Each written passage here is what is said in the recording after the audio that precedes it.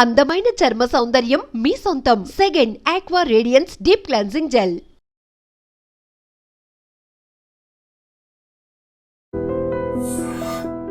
Hi hello నమస్తే, welcome back to our channel. నేను మీ వైషు. జాగ్రత్తలు చెప్పాల్సిన డాక్టర్లే మత్తు ముసుగులోకి వెళ్ళిపోతున్నారు. డాక్టర్లే అలాంటి పనులు చేస్తే నార్మల్ ప్రజలు ఎలాంటి పనులు చేయగలరు? అంటే డాక్టర్లకే లెక్కలేనప్పుడు మిగతా వాళ్ళు అసలు పట్టించుకుంటారా? మరి ఈ విషయం గురించి మాట్లాడడానికి ఈరోజు నాతో పాటు family counsellor and public speaker Rajani Rama గారు ఉన్నారు. మేడంతో మాట్లాడదాం. Hello ma'am. నమస్తే. నమస్తే. డాక్టర్లు అంటేనే దైవం, తర్వాత వాళ్ళని ఖచ్చితంగా అంత పొజిషన్లో చూస్తుంటాము. మరి ఇప్పుడు ఈ కేసులో ఆవిడ డ్రగ్స్ తీసుకోవడం, అది కూడా ఇప్పుడిప్పుడు కాదు, ఎప్పటి నుంచో తీసుకుంటున్నారని వచ్చింది. ఈ విషయాన్ని ఎలా తీసుకోవాలి అసలు? ఇప్పుడు గతంలో కూడా జరిగాయమ్మా కొన్ని చాలా కేసులు. ఇప్పుడు నిన్న న్యూస్ పేపర్లో కూడా వచ్చింది ఇదే న్యూస్. ఎన్నో కేసుల్ని వాళ్ళు మళ్ళీ మనకు గుర్తు చేశారు కూడా. ఓకే, అంటే మీరు అన్నది కరెక్ట్. ఇప్పుడు వైద్యో నారాయణ అంటారు, అంటే భగవంతుడితో సమానం. ఇప్పుడు మేల్ డాక్టర్ దగ్గరకైనా సరే లేడీస్ వెళ్ళటానికి ఎందుకు సిద్ధపడతారంటే ఒక దేవుడిని చూస్తారు. కరెక్ట్. చూసి వాళ్ళ ఆరోగ్యాన్ని కానీ వాళ్ళ శరీరాన్ని కానీ ఆ వైద్యం కోసం వాళ్ళ చేతిలో పెట్టి కళ్ళు మూసుకుంటారు. కళ్ళు మూసుకుంటే ఏం జరుగుతుంది అనేది పేషెంట్కి తెలియదు. వాళ్ళ చేతిలో పెట్టేస్తారు అంతే, భరోసా, నమ్మకం, దైవం, దేవుడు మనకి ఎందుకు అన్యాయం చేస్తాడు అని. అటువంటిది మనం మొన్న అర్జున్ రెడ్డి అని ఒక సినిమా చూసాం కదా. అందులో అతను ఫుల్గా డ్రింక్ చేసి 24 hours చైన్ స్మోకింగ్ చేస్తూ మరి ఆపరేషన్ చేయడం, సినిమాలు కూడా తప్పుదారి పట్టిస్తుంటాయి కొన్ని. వాళ్ళు ఒకందుకు చూపిస్తే ప్రజల్లోకి వాళ్ళు ఇంకోలా తీసుకుంటారు అనమాట. అటువంటివి కూడా కొంచెం మనం ఆఫ్ చేయాల్సిన అవసరం ఉంది. సో అందులో చూపించారు. అలాగా ఇప్పుడు డాక్టర్లు అలా తయారయ్యారు. ఏంటంటే వీళ్ళు జనరేషన్కి చాలా తేడా చూడండి. ఇవన్నీ గతంలో లేవు, ఇప్పుడే ఎందుకు స్టార్ట్ అయ్యాయి అంటే దేని విలువ కూడా ఎవ్వరికి తెలియటం లేదు. డాక్టర్ అంటే ఏంటి అనేది డాక్టర్ చదవాల్సిన వాళ్ళకి తెలియటం లేదు, డాక్టర్ చదివిన వాళ్ళకి తెలియటం లేదు. ఏదో మాకు వచ్చు, మేము చేస్తున్నాం వైద్యం అంతే. దాని ప్లేస్లో కొంచెం ప్రౌడు, కొంచెం ఈగో, కొంచెం స్టేటస్, కొంచెం అది అన్నీ కలుపుకొని మేము డాక్టర్ అంటే ఇది అన్నట్టుగా చూపిస్తున్నారు తప్ప అసలు డాక్టర్ అంటే ఏంటి, అసలు డాక్టర్ ఎలా ఉండాలి, ఎలా మాట్లాడాలి, ఎలా నడుచుకోవాలి, పేషెంట్ని ఎట్లా ట్రీట్ చేయాలి, అసలు ముందు మనం ఎలా ఉండాలి రోల్ మోడల్గా. ఇప్పుడు మన ఫుల్గా తాగేస్తూ ఎదుటివాడిని తాగొద్దని చెప్పలేం, అర్హత ఉండదు. అలాగే ఒక మంచి ఆరోగ్యం చూసుకోకుండా వైద్యం చేశారనుకో, అంటే తెలియకుండా ఏదైనా అనారోగ్యాలు వస్తే అది వేరే విషయం, కానీ చేతులారా ఆరోగ్యం పాడు చేసుకుంటూ పేషెంట్లకి ఆరోగ్యం గురించి చెప్పే అర్హత కూడా డాక్టర్స్కి లేదు. ఓకే, గతంలో కూడా ఇలా డ్రగ్స్ తీసుకోవడం ఇలాంటివి చాలా జరిగాయి. ఇప్పుడు డాక్టర్స్, యూత్ డాక్టర్స్ ఏం చేస్తున్నారంటే ఎక్కడెక్కడో చదువుతున్నారు. ఇక్కడ చదివినా కూడా మెడికల్ దాంట్లోకి కాలు పెట్టంగానే వీళ్ళకి కొత్త కొత్త హంగులు, కొత్త కొత్త అలవాట్లు, కొత్త కొత్త కల్చర్లు కావాలని నేర్చుకుంటున్నారు. అదొక స్ట్రాటజీ. దానికోసం ఎందుకంటారు అసలు? ఎందుకంటే అదొక ట్రెండ్, ఒక స్టైల్ అయిపోయింది, ఒక ఫ్యాషన్ అయిపోయింది. అది డాక్టర్స్ అంటే హై లెవెల్లో ఉండాలి అన్నట్టుగా అటువంటి అలవాట్లన్నీ చేసుకుంటున్నారు. అందులో భాగంగానే ఈ డ్రగ్స్ అనేవి కూడా, డ్రింకింగ్ ఒకటి, స్మోకింగ్. మెడికో స్టూడెంట్స్ ఎంతమంది స్మోక్ చేస్తున్నారు అమ్మాయిలతో సహా. రైట్. మరి ఈ అమ్మాయిల గురించి ఏం చెప్పాలి? స్త్రీ శక్తి అని చెప్పి ఒక పక్కన మాట్లాడుకుంటున్నామే. మరి ఈ అమ్మాయిలందరూ ఈ అలవాట్లేంటి, పోకడలేంటి, వాళ్ళు చదువుతున్న చదువుకి, వాళ్ళు ప్రవర్తిస్తున్న తీరుకి ఏమన్నా అసలు సంబంధం ఉంటుందా? ఒకప్పుడు డాక్టర్ అంటే అక్కడి నుంచి చూసి గుర్తుపట్టేవాళ్ళం, ఇప్పుడు డాక్టర్ అయి ఉంటుందని. ఇప్పుడు ఎవరు డాక్టర్, ఎవరు కామన్, ఎవరు తెలియటం లేదు. కరెక్ట్. అలవాట్లు కానీ, వ్యవహారం కానీ, ఆ డ్రెస్సింగ్ కానీ, ఫ్యాషన్ స్టైల్ అసలు మొత్తం ఒకేలాగా ఉంటుంది. కొంచెం సీనియర్ డాక్టర్స్ని చూస్తే మనం గుర్తుపట్టగలుగుతాం, వీళ్ళు డాక్టర్స్, అమ్మో ఈయన సీనియరు, ఈవిడ సీనియరు అనేది కలుగుతుంది. కానీ ఇంకా చిన్న డాక్టర్స్ని చూస్తే తెలియటం లేదు అసలు. ఏంటంటే వీళ్ళు ఇలాంటి వాటికన్నిటికీ అలవాటు పడిపోయి కామన్గా బిహేవ్ చేస్తున్నారు, చాలా నార్మల్గా అనమాట. వీళ్ళు మెడిసిన్ చదివే పీరియడ్లో వీళ్ళు ఫ్రెండ్ సర్కిల్స్ కూడా అలాగే ఉంటారు. వీళ్ళందరూ కలిసి ట్రిప్స్కి వెళ్ళడము, తర్వాత పార్టీలకు వెళ్ళడము, పబ్బులకి వెళ్ళడము, ఇంకా చాలా వస్తున్నాయి కదా, అవన్నిటికి వెళ్ళడం. వెళ్ళినట్టు ఉండరు, అక్కడ అన్నీ అలవాటు చేసుకుంటున్నారు. ఇంకా చెప్పాలంటే చెప్పచ్చో లేదో నాకు తెలియదు, కానీ నేను విన్నదైతే ఇది. అందులో వాళ్ళు ఫ్రీగా కూడా ఉంటారు జెంట్స్ తోటి, కో ఫ్రెండ్స్ అయి ఉండొచ్చు, కో స్టూడెంట్స్ అయి ఉండొచ్చు, వీళ్ళు సెక్సువల్గా కూడా ఉంటారు అని చెప్పి నాకు ఒక టాక్ వచ్చింది, విన్నాను నేను. రైట్. అది నాకైతే నేను ఎప్పుడు చూడలేదు. అంటే ఇటువంటి టాక్ ఎందుకు వస్తుంది బయటకి? మన ప్రవర్తన సరిగ్గా లేకపోబట్టే వస్తుంది. ఇప్పుడు కొత్తగా ఈ డ్రగ్స్, ఇప్పుడు ఈవిడ డాక్టర్ నమ్రత అనే ఆవిడ తండ్రి డాక్టర్ మోహన్ వంశీ, ప్రఖ్యాత ఆంకాలజిస్ట్ ఆయన. ఎవరైనా క్యాన్సర్ పేషెంట్స్ సంప్రదించాలి అనుకుంటే ఫస్ట్ ప్లేస్ మోహన్ వంశీ గారిదే. నేను కూడా రిఫర్ చేశా చాలా మందికి, ఆయన దగ్గరికి వెళ్ళండి అని చెప్పి. అంత గొప్ప పేరున్న మోహన్ వంశీ గారి కూతురు అని చెప్పి నేను ఇప్పుడే విన్నాను. చాలా వండర్ అయిపోయాను అనమాట. ఆయనకు మా ఆయన మచ్చేగా ఇప్పుడు కదా. ఏంటి అంటే ఈవిడ ఫారెన్ వెళ్ళి చదువుకుంది అంటే, నువ్వు ఫారెన్ వెళ్ళి చదువుకుంటే ఫారెన్ అలవాట్లు, లేకపోతే ఇక్కడే ఒక మంచి ప్లేస్కి వెళ్ళి చదువుకుంటే అక్కడ ఇంకా వేరే అలవాట్లు, ఇలా చేసేసుకుంటారా? అదే నేను చెప్తుంది. ఇప్పుడు మనకు పరువు ప్రతిష్టలు వద్దు, తండ్రి సంపాదించిన పేరు వద్దు, మన కుటుంబ గౌరవం వద్దు, కుటుంబ ఆచార వ్యవహారాలు సాంప్రదాయాలు వద్దు, ఏమొద్దు. నువ్వు డాక్టర్ ఎలా అయ్యావు? ఆయన ఒక బాట వేస్తే నువ్వు డాక్టర్ అయ్యావు. అంతేగాని నువ్వు కష్టపడి డాక్టర్ సీటుని సంపాదించుకుని నువ్వు డాక్టర్ చదవాలని పట్టుదలతో అహర్నెస్లు కష్టపడి నువ్వు సంపాదించితే ఓకే. సంపాదించలేదు అని అనుకో, నీకు విలువ తెలియలేదు అంటే మరి నువ్వు ఎలా సంపాదించావు? కొంతమంది డాక్టర్లు విమర్శించారు, ఆవిడ అసలు డాక్టరేనా అని. మరి ఈ అనుమానాలు ప్రజల్లో ఎందుకు వస్తున్నాయి? నువ్వు చేసిన పని అలా ఉంది. తను కూడా ఆంకాలజిస్ట్ అని చెప్తున్నారు. అంటే ఆయన తన వారసురాలుగా చేయాలని అనుకున్నారేమో. అనుకున్నప్పుడు ఆవిడ ఆ పేరును ముందుకు తీసుకెళ్ళాలి కదా. పేరుని పక్కన పెట్టండి, మరి పేషెంట్స్కి డాక్టర్స్ తక్కువైపోతున్నారని వింటున్నాం ఈ మధ్య. మరి దాన్ని నిలబెట్టాలిగా ఆ వైద్యాన్ని. పేషెంట్స్ ఎక్కడికి వెళ్తారు రోగాలతోటి?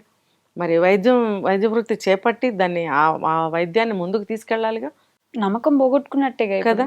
అసలు ముఖ్యంగా ఆ రోగం వస్తే ప్రజలు ఎక్కడికి వెళ్ళిపోతారు? డాక్టర్లు ఉండద్దు. ఇటువంటి డాక్టర్లు ఇలా తయారవుతారా? తండ్రి సంపాదించిన ఎంత పేరు ప్రతిష్టల్ని, అంత ఎస్టాబ్లిష్మెంట్ని ఆమె చేతిలో ఆల్రెడీ CEO చైర్మన్ ఏదో చేశారు ఆవిడని. CEO చేసినప్పుడు ఆవిడ ఎలా నిలబెట్టుకోవాలి? చిన్న వయసులో అంతంత పదవులు వచ్చేయడం ఎంత కష్టం అండి. వచ్చినాయి అంటే వంశపారంపర్యం. చేతిలో ఇలా తీసుకొచ్చి ఇలా పెట్టారు చేతిలో.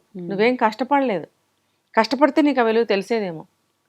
మరి ఒక డాక్టర్ చదువు అంటే ఎలా చదవాలి, డాక్టర్ ఆహార్యం అటైర్ ఎలా ఉండాలి, డాక్టర్ బిహేవియర్ ఎలా ఉండాలి, తను ఎదుటివాళ్ళతో ప్రవర్తించే తీరు ఎలా ఉండాలి, తను చేసే పనులు ఎలా ఉండాలి.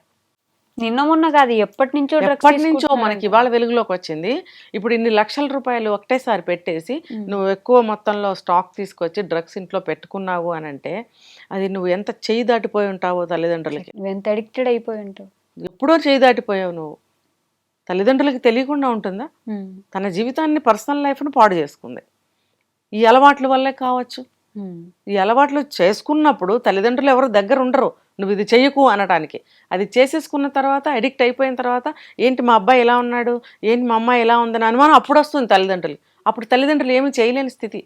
ఏమన్నా వాళ్ళ వంతు ప్రయత్నం ఏమన్నా చేసినా కొంతవరకే మళ్ళీ అటే వెళ్తుంది ఆ ఆలోచన అనేది. కాబట్టి ఆ చెడు వ్యసనం వైపే వెళ్తుంది ఆలోచన. ఇప్పుడు ఆ మనుషులు తెలుసుకోవాలి, నేను తండ్రి ఇంత కష్టపడి నన్ను చదివించారు, నేను ఇంత పేరు తెచ్చుకున్నాను, నేను అదే చదువు చదివాను, నేను ఎంతోమందికి సేవ చేయాలి, సరే ఓకే అందులో నేను ఏదో పొరపాటున వెళ్ళాను, మళ్ళీ వెనక్కి వచ్చేద్దాం, ఇలాంటి ఆలోచనలు చేశారా? చేయనప్పుడు ఒక డాక్టర్గా ఎలా వైద్యాన్ని అందించగలదు? అసలు హాస్పిటల్కి వెళ్తారా ఎవరైనా? నువ్వు నీ వారసత్వం నీకు ఇచ్చినప్పుడు నువ్వు ఎంత దాన్ని హైప్ చేయాలి. తండ్రి పేరుని వెనక నీ పేరు ముందు ఉండేంత స్టేజ్కి నువ్వు వెళ్ళాలి. కరెక్ట్. నువ్వేం చేసావు? తండ్రి పేరుని కూడా తీసేసావు కదా. ఇప్పుడు నీ ఎస్టాబ్లిష్మెంట్ అంతా, తండ్రి గారి ఎస్టాబ్లిష్మెంట్ని అంతా నువ్వే కదా కుప్పకూల్చిన దాన్ని అయ్యావు. క్షమ ఉందా? ఆ తండ్రి మనసు ఎంత ఆక్రోశిస్తుంది. ఆయన ఎవరి కోసం కష్టపడుతున్నారు ఈ రోజు వరకు? వాళ్ళ కోసం, పిల్లల కోసం, పిల్లల కోసమే కదా పెద్దలు కష్టపడేది. మరి ఆ అమ్మాయికి అసలు ఏమాత్రం వాల్యూ తెలిసినట్టు లేదు. ఇప్పుడు ప్రజలైనా సరే వెళ్ళడానికి భయపడతారు. అది దానికి చట్టరీత్యా దానికి ఒక యాక్షన్స్ ఉంటాయి. ఒక డాక్టర్ అయ్యి ఉండి ఆ పని చేసింది అంటే చాలా, మనం పెద్ద మాటలు మాట్లాడద్దు, చాలా డేంజర్. దానికి మెడికల్ సైన్సెస్ వాళ్ళ యొక్క చట్టాల ప్రకారం ఏవో ఉంటాయి వాళ్ళకి. ఇప్పుడు ప్రాక్టీస్ ఆపేయాల్సి వస్తుందేమో, ఏదైనా క్యాన్సిల్ చేయొచ్చు. ఇప్పుడు మనం బెంగాల్ కలకత్తా కేసులో కూడా వాళ్ళ డాక్టరేట్ని క్యాన్సిల్ చేశారు, విన్నాం కదా. ప్రిన్సిపల్ ఘోష్, సందీప్ ఘోష ఏదో ఉంది, మరి ఆయనది కూడా క్యాన్సిల్ చేశారు కదా. అంత ప్రిన్సిపల్ చేసి అన్ని సంవత్సరాలు సర్వీస్ చేసి మరి అంత ఎక్స్పర్ట్ అయినా మరి ఆయన్ని క్యాన్సిల్ చేసేసారు కదా. ఇంత గొప్ప గొప్ప పదవుల్లో ఉండి ఇంత చెత్త చెత్త పనులు ఎందుకు చేస్తున్నారు అంటారు అసలు? ఎవరైతే ఆ స్థాయికి వెళ్తారో ఉమ్. వాళ్ళకి సరైన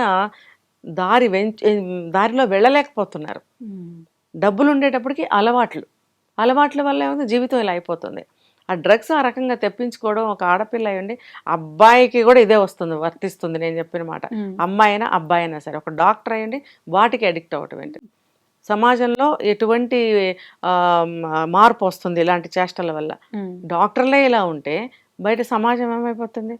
వైద్యం చేయాల్సిన డాక్టర్లు వాళ్ళేవో మత్తు కలిపిన టాబ్లెట్స్ పెయిన్ కిల్లర్స్గా అమ్మిస్తున్నారు అని చెప్పి ఒక టాక్ వచ్చింది. ఉమ్. ఉమ్. అంటే ప్రజల్లోకి మీరు దీన్ని అలవాటు చేస్తున్నారా?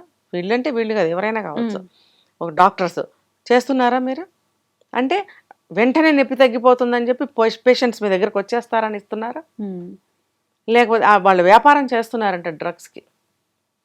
అంటే డ్రగ్స్ అమ్మడం, అక్కడి నుంచి తీసుకొచ్చి ఇక్కడ ఈ రకంగా అమ్మడం.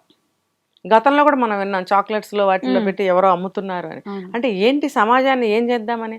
అంటే సమాజాన్ని నిర్వీర్యం చేద్దామని, మత్తులో ఉంచుదామని. అంటే మోడీ గారు లాంటి వాళ్ళు ఎవరో ఒకళ్ళు వచ్చి వీళ్ళందరినీ బాగు చేసేసి వీళ్ళందరినీ ఆదుకుని వీళ్ళందరి కష్టాల నుంచి బయటకు తీసుకొచ్చి ఆయన మీద వేసుకుంటారనే.